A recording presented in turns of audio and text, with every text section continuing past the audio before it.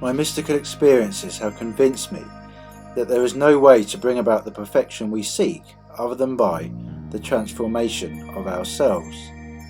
As soon as we succeed in transforming ourselves, the world will melt magically before our eyes and reshape itself in harmony with that which our transformation affirms.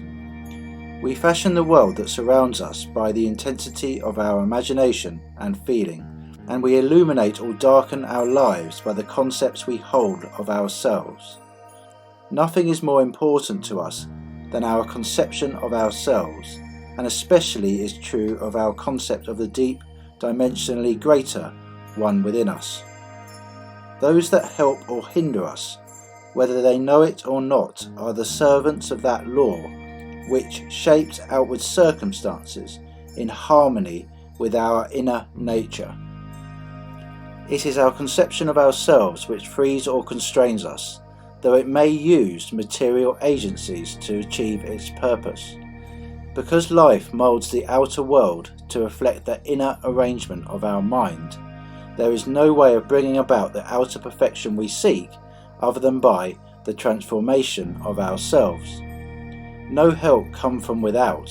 The hills to which we lift our eyes are those of an inner range.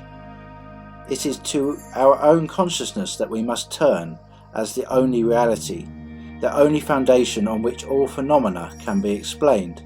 We can rely absolutely on the justice of this law to give us only that which is of the nature of ourselves. To attempt to change the world before we change our concept of ourselves is to struggle against the nature of things. There can be no outer change until there is first an inner change. As within, so without.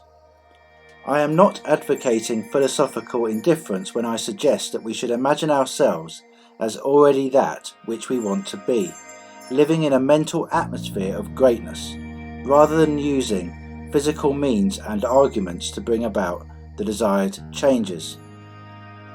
Everything we do unaccompanied by a change of consciousness is but futile readjustment of surfaces. However we toil or struggle, we can receive no more than our concepts of self affirm. To protest against anything which happens to us is to protest against the law of our being and our rulership over our own destiny. The circumstances of my life are too closely related to my conception of myself not to have been formed by my own spirit from some dimensionally larger storehouse of my being. If there is pain to me in these happenings, I should look within myself for the cause, for I am moved here and there and made to live in a world in harmony with my concept of myself. If we would become as emotionally aroused over our ideas as we become over our dislikes, we would ascend to the plane of our ideal as easily as we now descend to the level of our hates. Love and hate have a magical transforming power, and we grow through their exercise into the likeness of what we contemplate. By the intensity of hatred we create in ourselves the character we imagine in our enemies.